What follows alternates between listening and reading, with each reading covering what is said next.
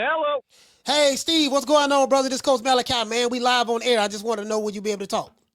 Oh, absolutely. Let's do this. Hey, man, look here, man. Well, listen. Backed by popular demand, we got my main man, the most hated, the villain of X, Mr. Steve Kim. Let's give him a round of applause. Yeah, let's give him a round of applause. Let everybody know you on too. Man, Steve, I just pulled up your article that you wrote on this past weekend's fight. I haven't got a chance to look at it, but I'm looking at it now. 36 minutes of hell. Great fight card.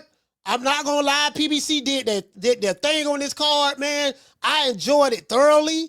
You know, from Schoolboy Steph to Esau Cruz, them the only fights that I saw. I think I seen the last round of what's the dude that fight at 154? The Mexican guy. He big as fuck. Abel Ramos. Abel Ramos. Yeah. That guy. Jesus Ramos. He knocked out Jason Rosario. Yeah. Jesus Ramos. Yeah. So I saw like I saw when he stopped him, the last round of that when he stopped him. So I'm like, man, what did you think about the fight card this weekend? It was a good, solid fight card. Top to bottom, I thought the Esau Cruz fight was going to be the best two-way action. Stephen Fulton still looked very sharp. Yeah.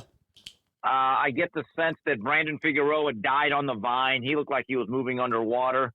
And, Benavidez, Morell, I thought it'd be a little bit closer, but I just did not think a guy with 11 fights was going to be able to withstand the pressure and the volume of Benavidez. And, the basis of my article, 36 Minutes of Hell, it's a play on Nolan Richardson, the old great coach from the University of Arkansas. Yeah, I'm looking at it now. Some great teams, with Todd Day, Lee Mayberry, the big nasty Corliss Williamson. They used to basically play a full court press, and they used to come at you all 40 minutes. They used to press you. They used to play at a fast tempo, and they called that style 40 Minutes of Hell. The way I look at Benavidez, he's 36 Minutes of Hell. Does he have some technical flaws? Is he always fundamentally perfect? Probably not.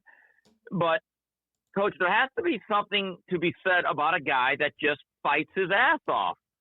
And when you pay for a David Benavidez event, you never come away thinking you got shortchanged. You feel as though, man, this guy fights. Yeah. He throws his punches. He doesn't put them on layaway. He's always giving and he's taking. He's got great passion in the ring. And I think he's a really, really good watch. Me and Mario, we taped 3 Knockdown Rule earlier this morning, and we basically said it.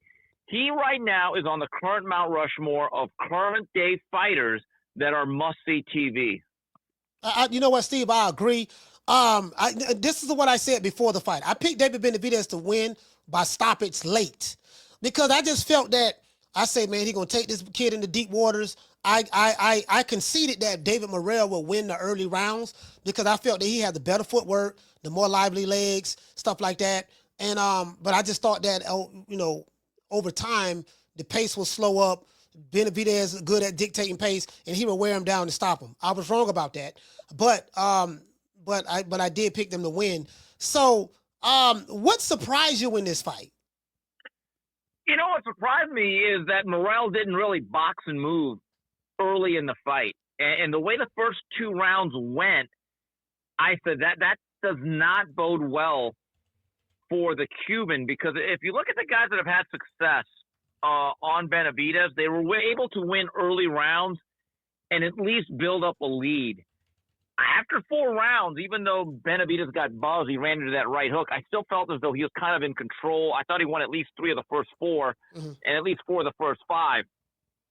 And there were times when Morell, I thought, sat in the pocket, and I'm thinking to myself, David, you have to do more than just cover up and have the earmuffs on and catch punches, because David Benavidez throws a multitude of combinations. It's not just 2 to 4 punches. It's about 8 to 10 at times, and he keeps you perpetually on the defensive.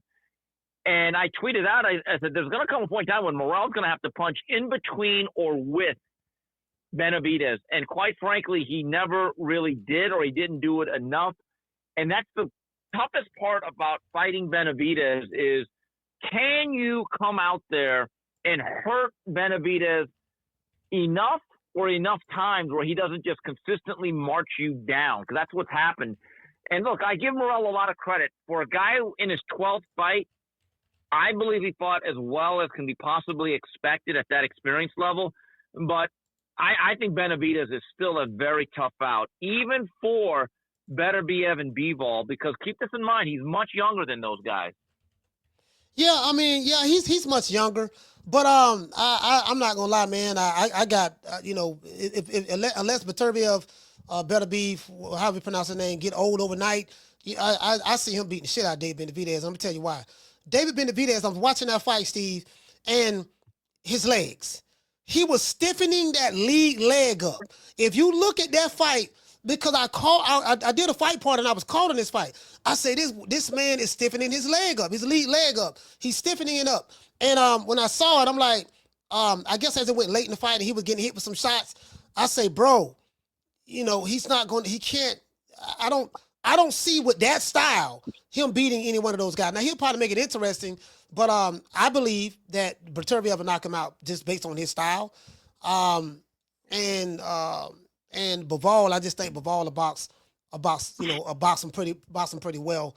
Not saying that David won't have any success, but I don't see anything other than the stoppage against Beterbiev. I just don't. Yeah, well, keep this in mind. That was only Benavidez' second fight at 175. I still think he has room to grow into that weight, and that was only the second fight at 175 also for David Morell. Look, as I see Benavidez, I see a guy that throws hard punches, doesn't always do a great job of turning them over and locking them out, but he still hits hard. He's got some real velocity towards his shots. But he has not faced a guy that's going to consistently touch that chin with a lot of power. Morell had the capabilities, but too many times I thought he stuck on the inside and it was all defense. All defense, yeah. And there are times, in my view, you have to make that commitment to say, I have to be first here against this guy. Benavidez is tough, though, because when you face a guy with that tenacity, that much toughness, and that much volume, I get it, Coach. On paper, he's probably the betting underdog against both those guys who rematch on February 22nd. But he doesn't know how to lose. He's 30-0. Yeah. He's got a lot of confidence. Here's what I hope, Coach. I hope he actually fights again this year. I mean, you look at his record, and this is one of the things that people have a very legitimate criticism of the PBC. Last year, David Benavidez, at 27 years of age, he's 28 now, fought one time. He only fought twice in 2023, which is kind of the norm. But in 2022, he only fought once. You got to get going here. I know he has 30 fights, but I get the sense that if he truly wants to be the face of boxing like he says he's going to be, he's got to do a little bit more in terms of the overall activity. Of course, Benavidez has to do more. I do agree. He's not looked upon. I know he said he want to be the face of boxing, but I will say he got heart. I can't hate on David Benavidez for that. He has heart. He want to fight all of the top guys. He's not ducking anybody. People were saying he ducking. He fought Demetrius Andrade. People said that some people said that Andrade would beat him because he was a slick fighter and all that stuff there. That didn't work. Caleb Plant, he saw what he wore down Caleb Plant. He has a tendency to impose his will on anyone he fights and wear him down. There was criticism that he was fighting smaller guys. Okay, cool. So now he fought light heavyweight in Gazvik, I guess Gazvik or whatever. I think that's how to pronounce his name. Then he just fought David Morell. David Morell moved up with David Benavidez. So, he has a fan-friendly style. You can't hate. I can't hate on the dude. Like, the dude is doing everything that I expect a fighter to do. Fight the top guys. He ain't ducking no smoke. And the people who his critics are still going to criticize him. The problem I had was this. I said, if he beats David Morell, they're going to say, well, the guy only had 11 fights. Right. But before that, on the flip side, oh man, he's scared of David Morell. David Morell knocking out everybody. So, which one is it? Yeah, I give Benavidez a lot of credit because this was a no-win situation. This was a high-risk, low-reward situation for Benavidez because you're facing a very dangerous, talented southpaw with a Cuban amateur pedigree. And if you beat him, they're going to say, well, yeah, the guy didn't even have 15 fights. Mm-hmm. But then once you do beat him, it's going to be like, yeah, well, no one knew who David Morell is. But there comes a point in time where we just have to give credit. And look, this fight really was not that close. I thought the closest you could have it was 8-4. And 8-4 being if you grew up in Havana and you were Cuban. Everyone else had it about 9-3. It probably could have been 10-2. Mm-hmm. And that's not a knock on Morell, because I think he's going to get better from this fight. But the thing with Benavidez, the only thing that I think left people kind of shaking their heads, he said after the fight, well, you know, if I fight Beterbiev B-ball, it has to be in Vegas. Because I'm a Vegas fighter and I sold out. Well, he didn't really sell out. I showed you some information. Yeah. It was a good crowd, but it was far from a sellout. They closed the 200 section. They actually gave away a decent amount of seats. I gave you evidence on that. Yeah, you did. So let's not act like you're Canelo Alvarez here. I mean, come on now. You're not even Tank Davis, because Tank Davis does actually sell a lot of tickets. Tank Davis is a real ticket seller, though. Okay, so there comes a point, and me and Mario were talking about it, and Mario said, well, wait a minute. I thought this was about the bag. What happened to chasing the bag? And this is the prize fighting, not pride fighting. Yeah. And it's amazing to me that suddenly the goalposts move depending on who is doing either the enforcing or the ducking. You know, that's crazy. When I heard him say that, I said, you know what? Boy, let me tell you something. Because you know, you're in line to fight the winner of David Dimitri Bivol and Beterbiev. You were in line to fight either one of those guys. You're not even the A side to dictate where it got to be in Vegas. Dude, you're not even a draw like that. You're not a draw. So, well, Coach, he does have a point. Look, is he a bigger name to the general casual sports fan in America? Yes, he is. Yeah. He is. Of course he is. He's American. There's a reason why he's fighting in Vegas, and he still drew a pretty good crowd. But I'm going to make this point again. He's not Oscar De La Hoya, circa 1997. We have to kind of keep that in mind. And the kicker is this. If anybody, and in this case it's Turki Al-Sheikh, is offering you significantly more to fight this guy in this venue, well, I thought this was the money game. Yeah, well, you know, this is the thing too, right? Who's going to put the money up? Like, if Turki Al-Sheikh put the money up, you don't dictate. That's the one who dictates, you know, when and where this fight is going to take place. That's just reality of the situation. So, if you're saying, hey, with Turki, Canelo's over there even working with Turki. So if you're saying, well, it has to be here, it has to be there, you know, okay, well, cool. You know, you're not going to get those fights, and you're probably going to fight another in-house fight over there in the PBC. That's just what it's going to be. If he does that, then that tells me, my opinion, that Samson Lewis, I call him Scamson, you know, they don't feel comfortable about that fight from a matchmaking standpoint, and they don't want to make that fight. That's how I'm looking at it. That's just how I'm looking at it. Yeah, look, if they were a 10-1 favorite instead of, let's say, being a 2-1 underdog, it would absolutely change your thinking. It's only natural. The business of boxing really is about mitigating risk and maximizing reward.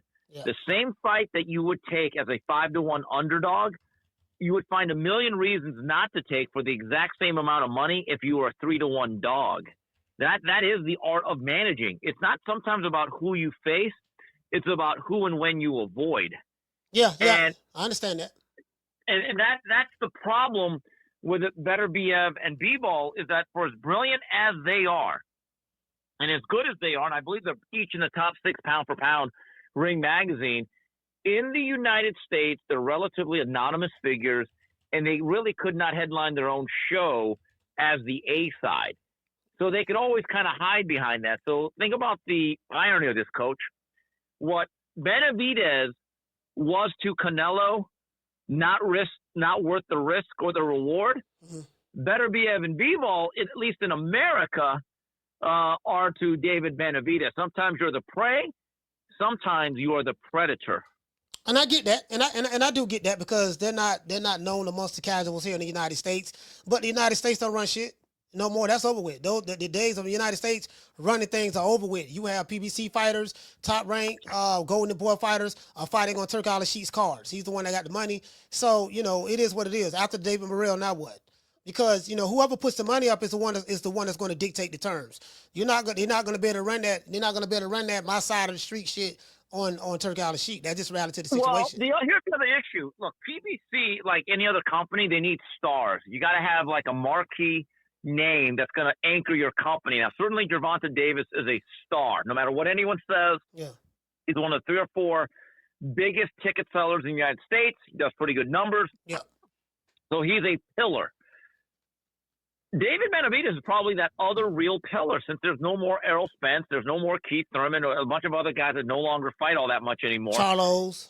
No more Charlos, right. So you've got to keep him winning. Right. Because there is that perception, and unfortunately, in an era where guys only fight once or twice a year, one loss can be incredibly damaging. It wasn't always like that. I wish it went back to that.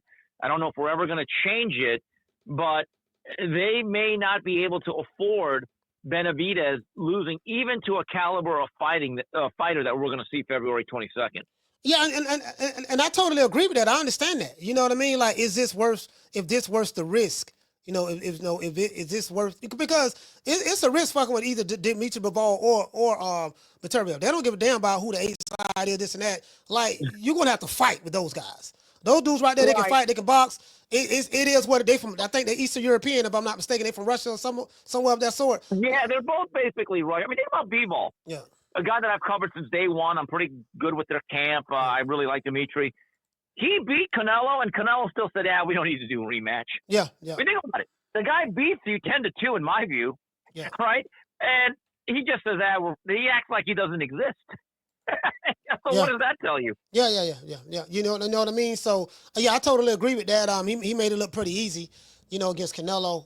I think they made a mistake picking him. So, but David Benavidez, in your opinion, did his stock go up against a 11-0 fighter?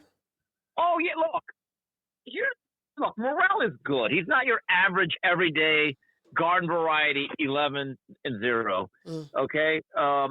Based on his background, this was not Danielle Perkins, who Clarissa Shields fought last. It's different. Trust me, okay?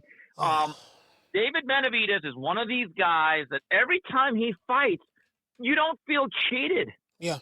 You really don't. I mean, look, Shakur Stevenson's an excellent boxer. My old buddy Kerr, right? He wants to kill me still. Hopefully not. Yeah, anyway, the problem is there are so many times with Shakur you're like, I guess. But with David Benavidez, don't you come away like you ate a nice, good, juicy, medium rare steak? Yeah, no diddy. You're satisfied. Yeah, no diddy. You felt as though it was a good night. We had fun, drank some alcohol, blame it on the Henny, smoke a cigar. We got to see some punches. Guys got hit. And you said, David Benavidez, you're okay. I would spend money on you again. Yeah, he has a fan-friendly style. I really do like David Benavidez's style. I don't, okay, from what you've heard, from a criticism standpoint, what criticism have you heard about David Benavidez from what you've been hearing? Well, that he doesn't have great power. But again, we're not talking about a guy that you can walk right through. Look, does he throw hard punches? Yes. Now, is he Bob Foster?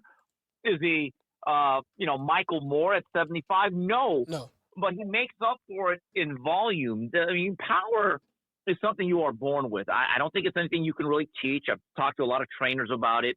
He doesn't always turn his punches over the knuckles correctly or lock out his punches. But when you're throwing as many punches as he is with the type of volume and speed, maybe not every punch is not meant to be fundamentally perfect. But all I know is this.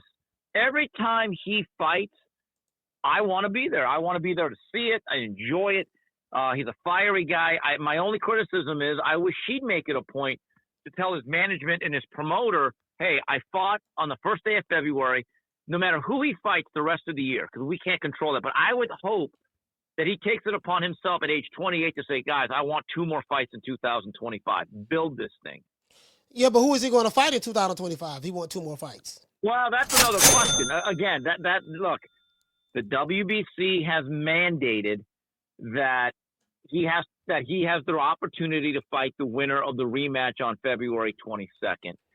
And I actually think with the problems he had in weight, blowing up, these long layoffs make it tougher for fighters to make weight.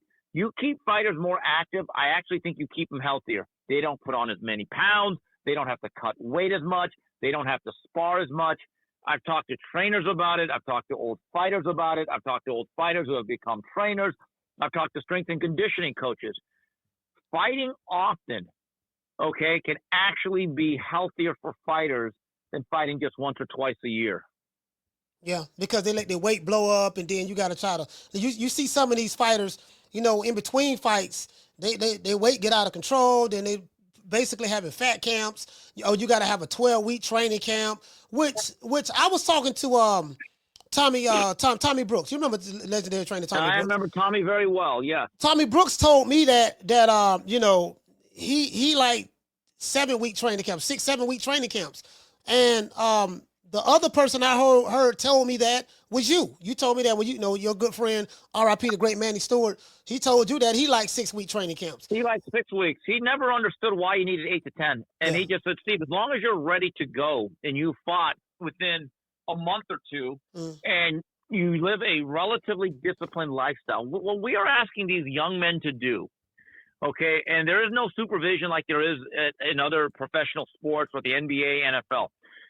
If you tell a young man you're going to fight in February and that you're not going to fight again till October, November, and you give these kids money, a lot of fame, a lot of attention, who can look like a monk?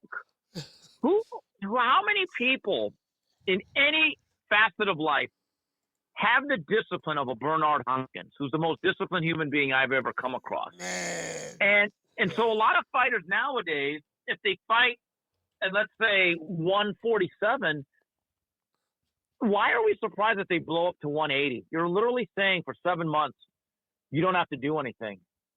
I actually have talked to fighters about this who have retired, and they look back and they agree with me. They're like, Steve, you're right. I wish in between those 8-9 months I didn't fight, I wish I would have taken a tune-up fight in between. It would have given me a reason. It would have forced me to go to the gym. I don't know if you could ever reverse the tide. I don't know if there's any fixing it, but that is the truth. And David Benavidez, looking at his body, he still looks like a guy that has issues the last week of the fight. Why not just give him a fight and just say, look, come back in May or June, take something. But let's not have you sit out for 3-4 months where you're doing absolutely nothing. Is that because he's waiting on what Samson has for him, or he has limited options, or why is he? You know, what are you hearing? Why is he not staying so active? Well, they look. Number one, PBC has to have the budget, and a lot of this has to do with the promotional budget for every fighter. Yeah. And then they have to find an appropriate opponent. And so, you know, we got to see what happens February 22nd. But look, here's what has happened, Coach. And this is not about Benavidez, but of everybody. In modern day boxing, with all these fighters having a contracted minimum where they have to get paid a certain amount, and usually it's a pretty good amount, most promoters will not give you more than what they have to per year unless that fighter and management says, hey, we'll take a tune-up fight or an in-between fight for a little bit less money and be reasonable on who we fight. There's ways to do this. But I think it is very difficult to create a star, Coach, in this era where boxing is clearly a niche sport. It may have been overtaken by UFC several years ago. Right. That if you are not a star already at that Canelo Alvarez level, in your mid-20s, if you're just fighting twice a year, tell me how you're ever going to elevate to that Canelo, De La Hoya, Pacquiao, Mayweather level. That's, you know what, Stephen, that's the unrealistic viewpoint of a lot of these fighters that's fighting right now today. They're using Floyd Mayweather talking points, Oscar De La Hoya may some way say talking points. They're using old school examples and old school tactics in the new school era. In order, listen, like Oscar De La Hoya is not revered and loved in boxing because of his name is Oscar De La Hoya. It was what he did inside the ring that made him that. He had to earn his keep. So did Hagler. Well, So did Sugar Ray, Roberto Duran, James Toney, Mike McCallum, and the list goes on and on. They became who they are and were and are from a legendary standpoint. It was based on what they did. These fighters are not doing that, but some of them are claiming the fame as though they're doing that. well, look, De La Hoya, and I've talked about this. I wrote a story when I was at ESPN about this. After his first win over Julio Cesar Chavez, June of 1996, De La Hoya took the rest of the year off, but in 1997, as arguably the most popular fighter in the sport, Yeah. De La Hoya fought 5 times. He made it happen. Yeah. You look at Mayweather, Pacquiao, Cotto. If you actually look, and I've studied this, if you look at their records after they won their first world title or two, they didn't just settle for twice a year. They actually had years where they fought more than twice because they understood the business was a little bit different, but they themselves kind of realized, like, hey, we want to be somebody. I've always thought that here's the thing with boxing. If you fight enough times in a short period of time, people that don't even like you that much will begin to at least recognize you and appreciate you. It happened to Winky Wright. Winky Wright at the turn of the century, everyone said, oh, he's stinky Winky. He's a stinking southpaw. Yeah. He's effing boring. He's a black guy from Tampa. Nobody cares. But he fought so often, and he got in where he fit in. We'd fight on ESPN here, then an undercard here, HBO here. But so over time, we kind of felt like, you know what? We know Winky. Yeah. We've seen him. He's not a bad guy. He's actually a pretty good fighter. And then when he got his shot against Trinidad, he came through and then he started making a lot of money. But he made it happen through sheer regularity and activity. Yeah. We don't get that nowadays. Fighters aren't even allowed that opportunity, and it's a goddamn shame. Yeah, I mean, like you said, it's a different era that we're in right now. But yeah, but you're right about that. Winky Wright just kept fighting. You know, some of the things that I hear about fighters like a Devin Haney or whoever, I did hear the same thing about some of the stuff about Winky Wright. Some stuff about Benavidez as well. But like you said, he just kept fighting. He got the Jermaine Taylor fights eventually. He got the Tito Trinidad. He got the Shane Mosley fights.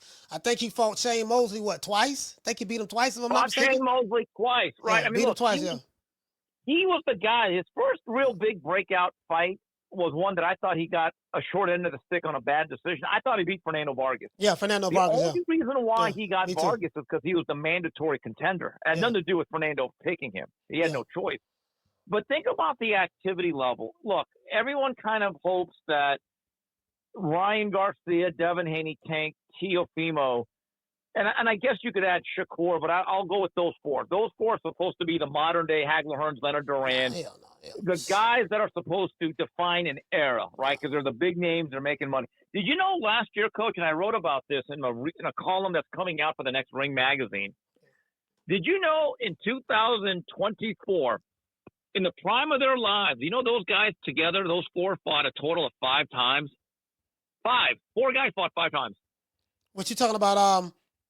Those 4. You talking about the Tanks, the Shakurs, Tank, the Devin Haney?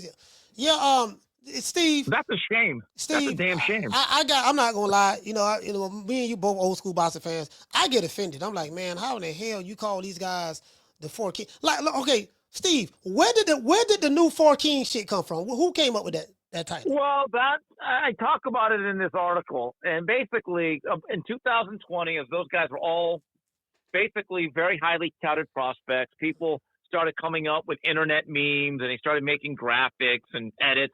And they look, I can understand, like, look, Barrera, Morales, Marquez, Pacquiao. They were great. And then you look at Chocolatito, Estrada, Carlos Cuadras, and Bam. Yeah. But they all fought each other, but they were all pretty active.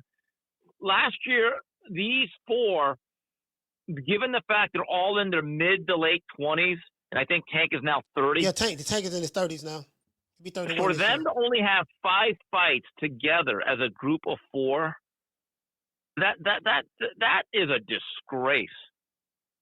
See, it really is. See, Steve, the thing that kind of pissed me off a little bit with this 4 King bullshit, I'm like, dude, you know, in order for you to be considered one of the four kings, meaning they're comparing you to Sugar Ray Leonard, they're comparing you to Roberto Duran, you've been Hagler, compared to Hearns. Hagler and Hearns. You have to do what Hagler, Hearns, Roberto Duran, and Sugar Ray did. If you're not doing what they did, meaning they fought each other, they fought fights that people thought they shouldn't have fought. You know, if you're not doing what they did, like they didn't become the four kings because a reporter was just sitting behind a desk in LA Times or whatever, and like, oh, let me just come up with some fancy names. They became that based on their work ethic inside of the ring.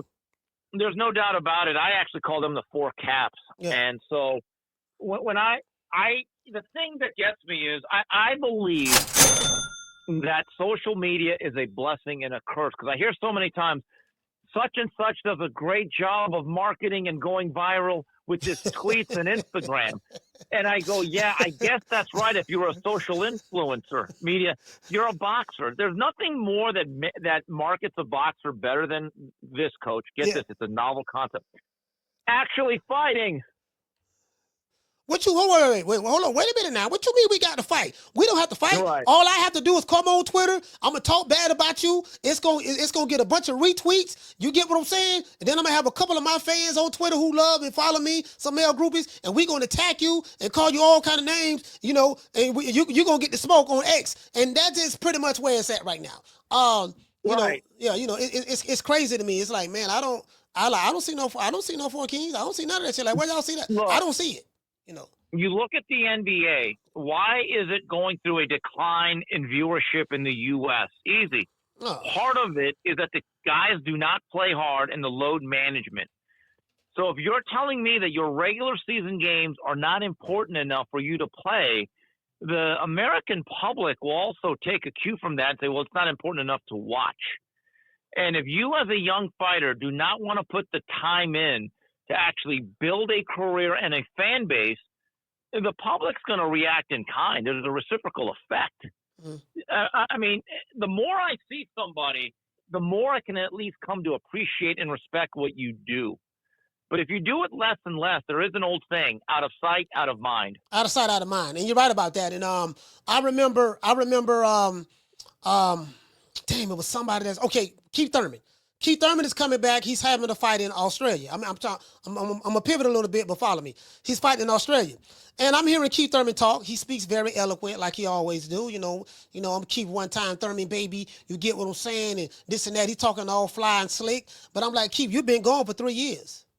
There's a new fan base that's in boxing right now. You got motherfuckers that just started watching boxing, Steve, probably about 3 years ago. They don't even know who the fuck doggone Keith Thurman is. Or 2 years ago. Dude, you've been gone so long, like you've been gone back, since the 70s when Goldie made the Mac. So I'm like, fam, you coming back like it's 2016. Yeah, baby, keep one time Thurman. And I'm like, bro, time is gone on you. It's over with. You fighting Australia now. More important than time. Time, we all run out of it. It's very finite. It's the most precious commodity. And even when people say, well, he's got time, if you're a fighter who's aged 26 to 28 and all you've done is fight once a year, basically, you've wasted time. Yeah. You haven't made time work for you. You've actually squandered time. People don't realize, me and you talked about it. When Julio Cesar Chavez lost his first fight to Frankie Randall in 1994, it still amazes me that Chavez's record at that time was 89-0-1. And Frankie Randall was 48-2-1. I mean, just think about that. Most careers will not be 51 fights anymore. Well, he should have had a loss. He should have had a loss before Frankie Randall, but they called it a draw. There's no doubt. But putting that aside, even in the year that he lost to Frankie Randall, Chavez fought 4 times that year. Yeah. You know how much better the game would be if every single pound-for-pound fighter would fight at least 3 times? Oh, it'd be. Think about it. Steve, you're right, because on social media, boxing has its ebbs and its flows, right?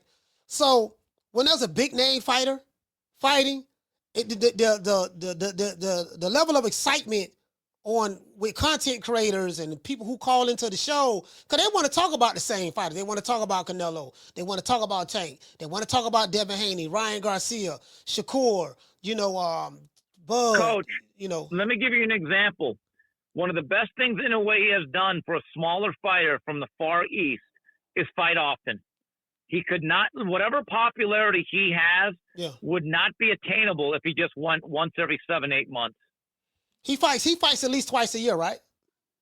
Well, generally about 3. He would have fought 3 times last year. Sam Goodman didn't keep getting paper cuts on his eyelid, and he might fight 4 times this year. Because I spoke to Carl Moretti. He did tell me that Inoue's fighting in May. Is it March or May? I think May. It's going to be either May or June in Las Vegas against David Picasso. Then he might fight in Saudi Arabia, and then he'll have a fight in Japan. So this is going to be his, I want to say 4th or 5th time fighting in America. I want to say maybe 4. Well, he fought Antonio Nieves. I was out there in Carson. Then he fought twice in Las Vegas right during the COVID era. So this will be his 4th appearance. His 4th appearance. So, that's for those who say, well, he need to come to the USA. Well, he's been here 3 times. Yeah. So that's how I know they don't watch those lighter weight divisions. I know they don't. They don't watch those lighter weight divisions. They don't pay him any attention because you can tell, like, okay, he need to do this, he need to do that. Okay, well, he's doing that. He's done that. Never mind, he's already done it. Never mind, he's already done it. And they said as though he's never been over here, but you guys don't even watch him. Like the guy, they don't even watch him, nor do they care to. So, let's pivot a little bit. Clarissa Shields. All right, got to be real careful now because I don't want to get attacked and I don't want nobody getting attacked. Clarissa Shields is, if I'm not mistaken, she's three times undisputed, right? I believe so. I'll be honest with you. I didn't even watch the fight last night. I have no interest in that. So I'm hearing, okay, man, she made history. She did this. She the GOAT, A, B, C, and D. No other fighters, female fighters done what she's done and this and that, yada, yada, yada. I get all of that. I have no issues with that. She's the GOAT, whatever. But Steve, I have to be honest. I looked at the heavyweight division. In women's boxing.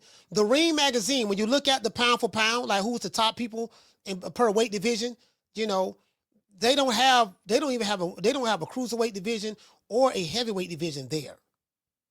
They have super middleweight on down. They have between super middleweight and atom weight. And when I go to BoxRec and I look at the women who are at the heavyweight division, Steve, it's bad. So, some of the criticism that Clarissa Shields received is, oh man, she ain't fight nobody, man. There ain't nobody really there. And she don't fault the Hammer. She don't fault the Hammer. She don't fault what's the girl name? Esau Cruz.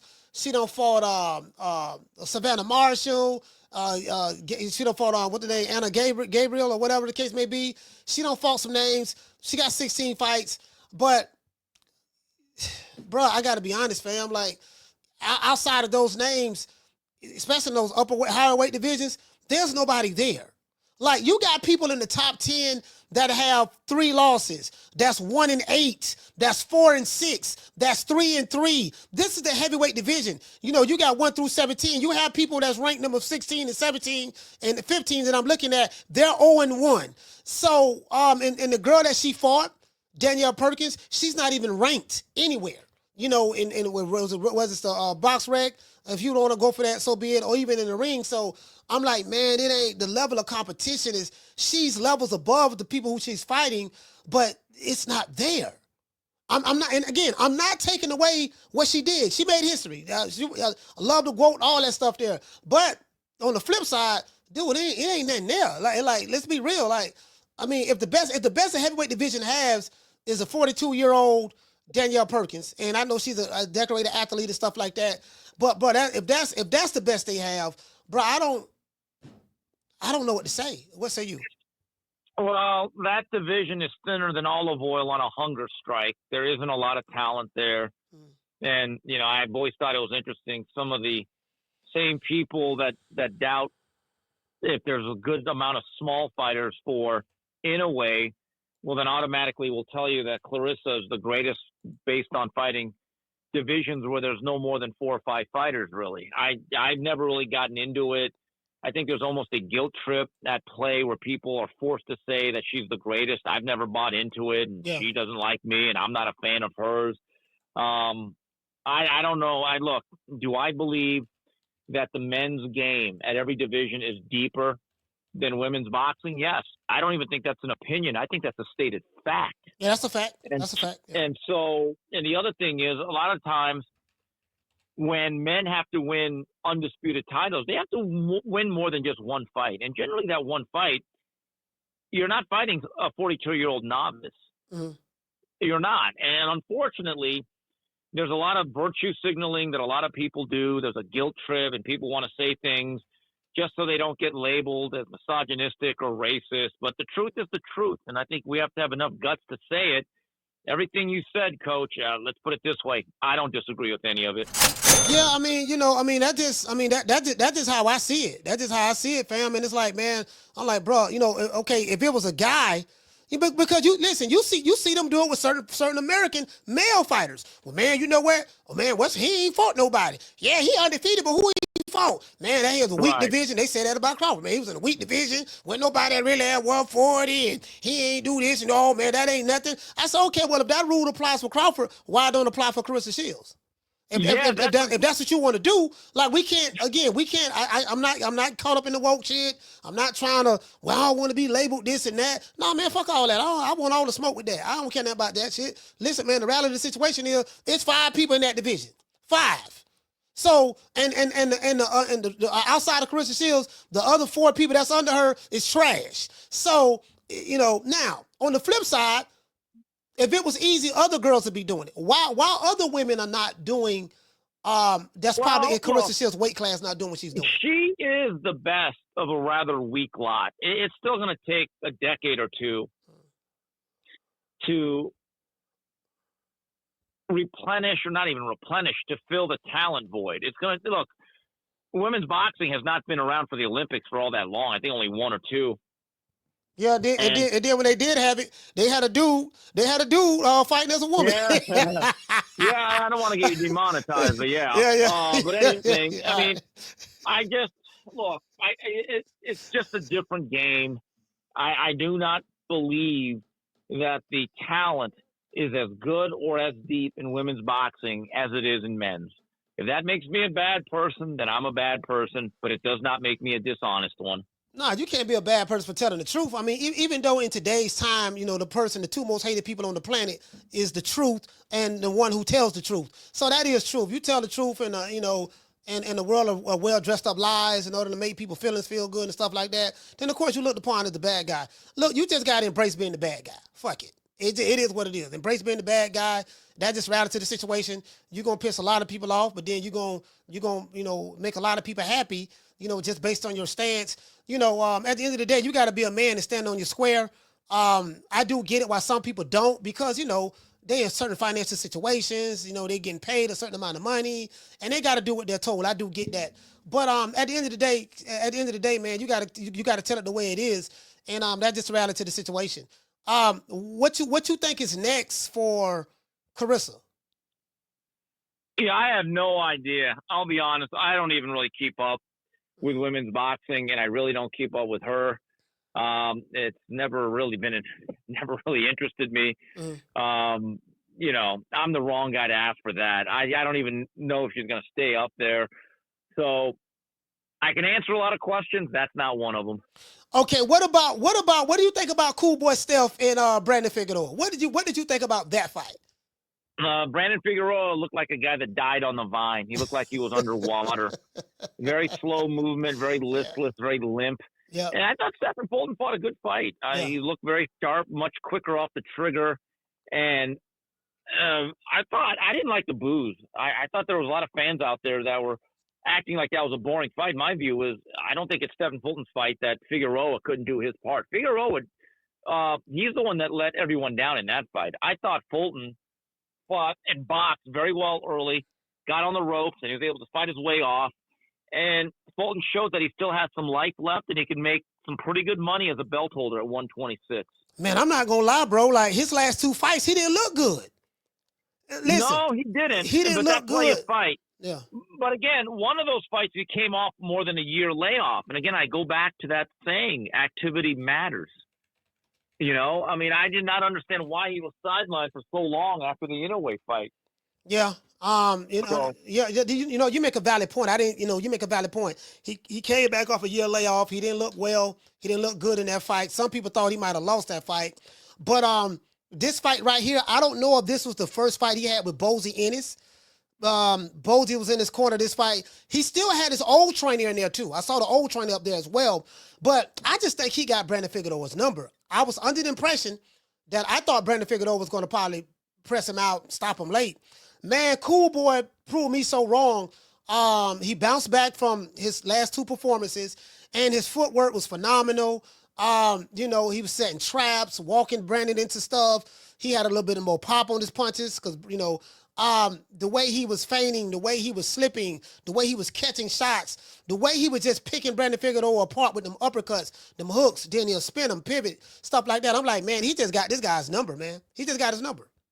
Yeah, and look, the first fight was actually very close. I know people that thought Figueroa may have won it. Yeah. But every time you face someone, you face a different version of that guy.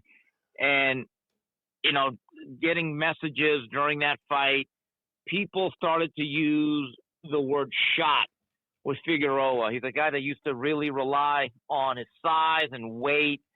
Those guys have a way of burning out quickly because so much of that is about the weight cut. That's another guy that was not very active. Maybe he just had a bad night. But keep this in mind, when you're certain fighters, your bad night becomes a bad year because it's not like he's going to be returning to the ring in 4 to 5 months. That's just not the way it works over there. Yeah, no, you're right about that, and this is the thing, right? He's coming in, he wasn't working behind his jab, he's slow, like you said, looked like he's moving in quicksand, and then he's a taller fighter, but he crouches down and he leans forward. So I'm like, if you're going to crouch down and lean forward, at least work behind the jab, a snapping jab. Sometimes it looked like he was just pawing this punch in order to land the backhand, and I'm like, man, Cool Boy see this shit coming from I'm looking when it was close. And they was fighting on the inside, and I'm looking at Cool Boy Steph's eyes. He got his eyes open, bam, uppercut, block, bam, left hook. Then he'll pivot, and then Figueroa's right there, and I'm like, bro, like fam, like you got to do better than that. You got to work behind the jab, snap the jab. You got to do a better job of cutting the ring off. And how do you let Cool Boy Steph beat you on the inside? Cool Boy was out boxing Brandon Figueroa on the inside. Like literally, this is the position where Figueroa had Cool Boy at on the ropes. You say, okay, he got him where he wants him at now. Man, that shit didn't work. He would get beat on the ropes.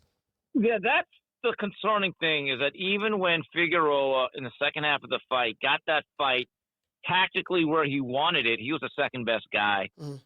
I'll be honest with you. I don't want to be alarmist about it. And it is only one fight. I could be proven wrong. But he looked like a guy who's already seen his best day. And that's what happens. That's why I've always said either either the blade is being sharpened or it's being dulled. There really is no in between in this. Yeah, it's not. It's not. To be fair, Brandon Figueroa there's nothing special about him. I'm just being honest with you, man. Like, there's nothing special about him. There's no, that's Brandon Figueroa. He's just a typical flat-footed. He's a Mexican-American fighter, if I'm not mistaken. Just a typical flat-footed Mexican-American fighter. He just plows forward. He don't know how to work behind the jab. He just want to get in there, go on the inside and bang and all that stuff there. He don't really have no skills to me. He switched southpaw, but he doesn't have elite level skills. There's nothing hellified about him. He has a work rate. And I picked him to beat Cool Boy. I just want to throw that out there. But that was pretty much based on Cool Boy Steph's last two fights.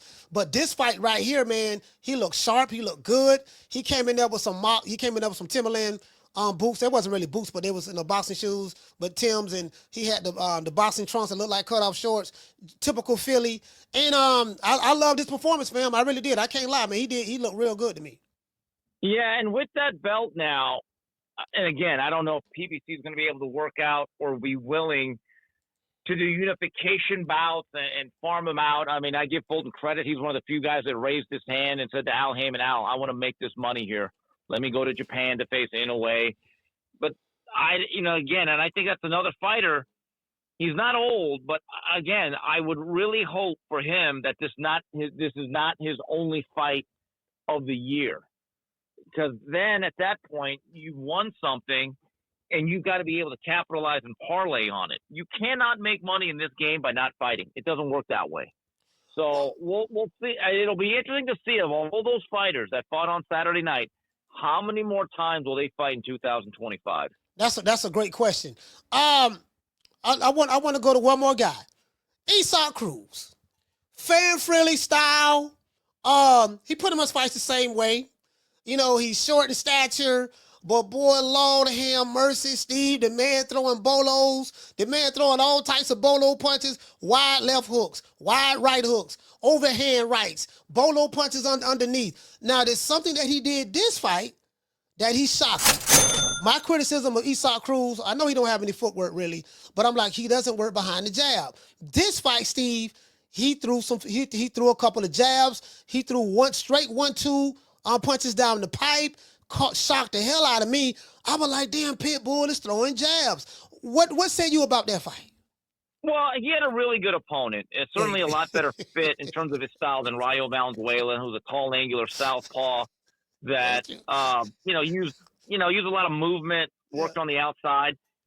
Yeah, look, there's a certain level that Esau is going to be successful. And when you fight guys like Figueroa, who, you're not going to have a problem finding, he's going to look good. He's a very useful guy in a sense that he throws punches.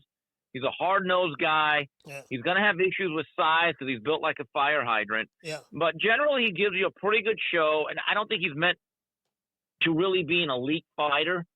And I don't know if he's really a 140-pounder either. He looks more like a lightweight to me still. Yeah. But I do wonder, though, he dropped out of the race for the Ryan Garcia fight, which I assume paid well. I mean, I would have said, look, if I win the fight, I'll take that fight. But maybe he didn't really want that fight after all, given the size differential. But I like Esau Cruz. I know what he is. He's a fun, hard-nosed, limited fighter. Yeah. Fits in well with a lot of guys, but we all know his limitations. Steve, I totally agree. Like, I don't want to get too overboard with it. Yeah, you saw what Pitbull did, and that means he'll do it to Ryan, he'll do it to Devin, he'll do it to all these other guys. No, you got to have the right opponent in front of him. Another flat-footed guy that's going to sit right in front of him, and that's going to be perfectly tailor-made for his style. You can always put Esau Cruz on the fight card, on the undercard, and give him the type of fighter that he needs in order to make him look good and shine the best, and that's always going to be a crowd pleaser. If you put him in there with a fighter who got some footwork, let's say like a Cool Boy Steph, or even though Cool Boy Steph is in a smaller division, but just someone who has some type of footwork, up in this area where he's fighting at, he in trouble because he telegraphs his punches, he loads up on his shots. Now that little motherfucker hit hard. Now if he land, Steve, this what shocked me in that fight. He fought on what the dude name was? I forgot the dude name. Figueroa. Angel Figueroa. Yeah, Figueroa, right? And I think his name means iron in Spanish. That dude was getting hit on the jaw and on the chin clean. Bro, was you surprised he went? They went 10 rounds? Yeah. Well, Figueroa has that Mexican chin. I mean, the toughness. But Esau is a heavy-handed guy. I don't know if he's really a great puncher. Yeah. But I mean. Man. Look, Esau can hit you to get your attention, although he did rock Rolly Romero. That was pretty funny. Oh, that was fun. Yeah, I enjoyed that. But, look, Figueroa's a tough guy. I mean, he's durable. Mexicans are known for their toughness, and he certainly showed it there. But, I thought the second half of the fight got kind of close, but I still thought Esau won that fight. Yeah. Yeah, I ain't gonna lie, man. I was like, man, this little motherfucker, he look like a Tasmanian devil, bro. I'm like, man, Yeah. Hey, Steve, he got the baby face. He the baby face assassin, but then when you put him in that ring, he reminded me of Clubber Lang, Rocky 3. Listen, Steve, my favorite Rocky. Well, that and Rocky 4 and the first Rocky. Listen, Rocky 3. Clubber Lang, you remember he was throwing all them wide punches, all them haymakers. Every punch was a home run punch. Pitbull kind of remind me of that. The man throwing all bombs, Listen, every punch is a knockout punch. I went back and listened to some of the commentary after the fight. They said Esau Cruz landed like 53% or 54% of his power punches. I said, yeah, that's because he only throws power punches. Yeah, look, he is what he is. He's a windmill, but I know he's a fun guy, and he's gonna make some money. Yeah. But we kind of know, like, I still think he needs to be at 35, though. Let's just put it that way. Yeah. So if he go back down to 35, he probably feel comfortable at 140. He probably doesn't have to. It's probably not a brutal weight cut to get down to 135. Who knows? Because this would get me. Would you say that Esau is smaller than Tank? Yeah, I mean, they're about kind of well, look, he was one of the few guys that looked a little bit shorter than Tank. Right. Okay, yeah, so I think Tank he's shorter has than issues Tank. with that.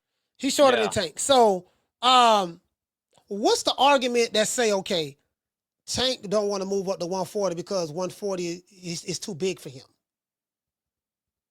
But Esau Cruz... I don't really know. Look, Tank's going to fight who he fights. Yeah. I think fans have got to kind of get over this anger. I agree. I don't really think about it much. I really don't. I'm at the stage of my life. Whoever you fight, and I'll write about it. I don't spend too much mental energy or focus on it. I got better things in my life to think about. Yeah. Tank Davis is going to fight or not. I'll be honest with you. I'm kind of bored by the whole thing at this point. Yeah. So it is what it is. If he fights, whoever he fights, he fights. That's just like my job is not to be the commissioner of boxing. I just cover what takes place. Man, I'm not gonna lie to you, man. Like I really enjoyed this card. It's probably one of the best PBC cards I've seen in a long time. I don't know what the Tank Lamont Roach fight gonna look like from a, I got to sit back and see what's on the card and stuff like that. I know I didn't do a fight party for his fight last year because I'm like, man, I'm kind of like protesting that shit. I ain't paying for that shit, and then I didn't do a fight party for neither Canelo fights neither last year. I didn't buy the pay-per-view or any of that. So, I'm like picking and choosing what I want to do from this point forward. I've always supported the sport financially, but I'm like, dude, if y'all want to milk the cow, then goddamn it, I'm gonna milk the cow too. So that's just my position right now. What say you about what else? But before you go, Steve, what else did you want to see happen later on this year in the state of Boston? Are you excited about it? Or think about it? It's nothing. Look, I'm at the stage of my life. Whatever fights there are, and I talk about it. I don't, it is what it is. I mean, whatever fights are coming up, until I get a job at actually making the fights, I don't really concern myself with that anymore.